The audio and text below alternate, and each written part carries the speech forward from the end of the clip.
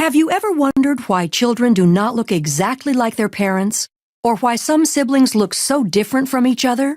The answer lies in the process of meiosis, which generates the gametes for reproduction. Meiosis is the process by which haploid cells are produced from a diploid cell.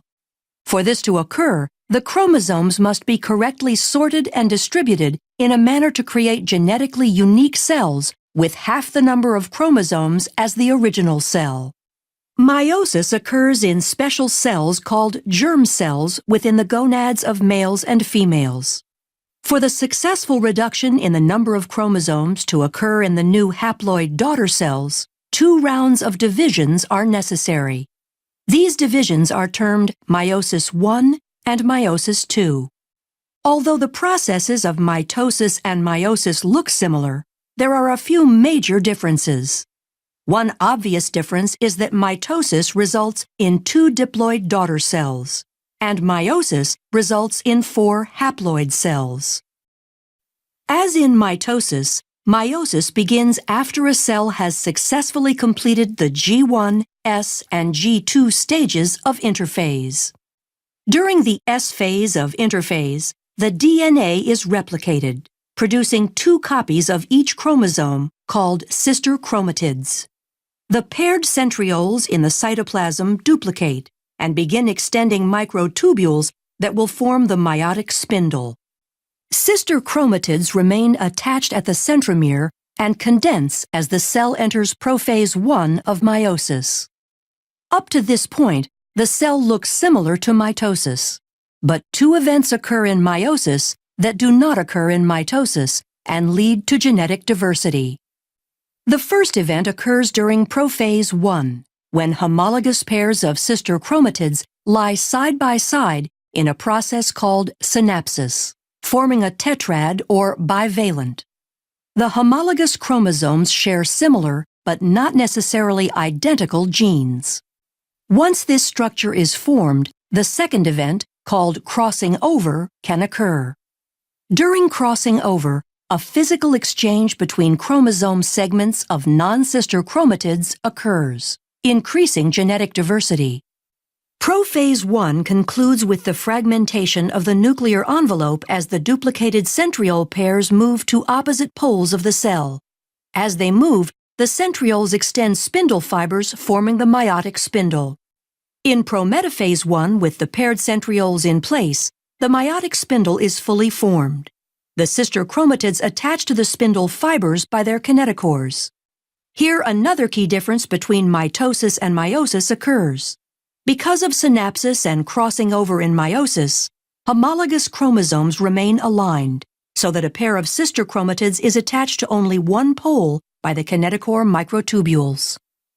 In mitosis, each sister chromatid is attached to a spindle fiber. The fibers originate from opposite poles.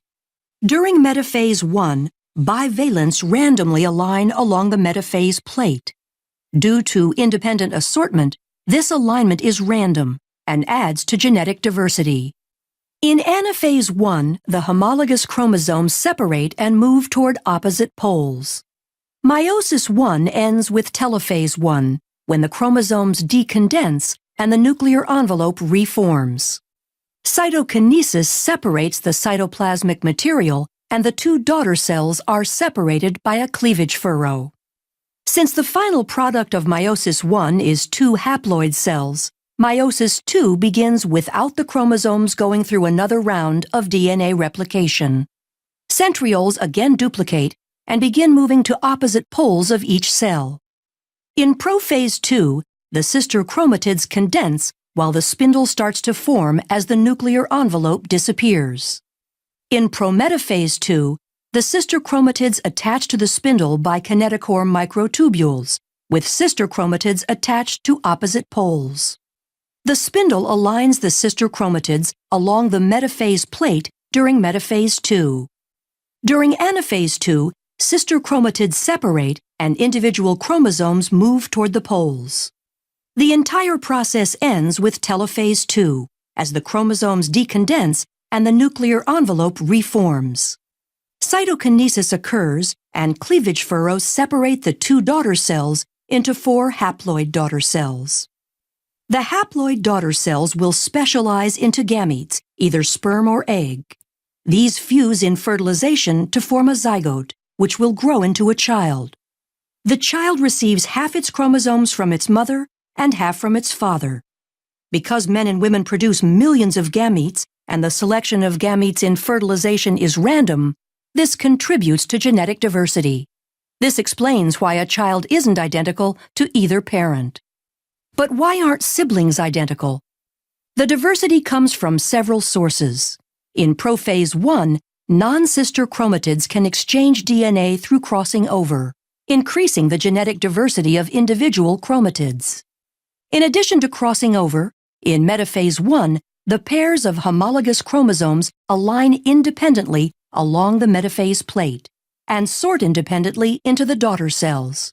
This process, called independent assortment, produces 4 genetically distinct haploid gametes. As the total number of chromosomes increases in an organism, the number of genetically distinct gametes increases by 2 to the nth power. This means an organism with n equals 3 can produce 8 unique gametes. For humans where n equals 23, there are 2 to the 23rd power unique gametes formed, or over 1 million different possible combinations. The combination of independent assortment, crossing over, and the random pairing of gametes during sexual reproduction increases genetic diversity and explains why a child will not look exactly like his or her parents or siblings.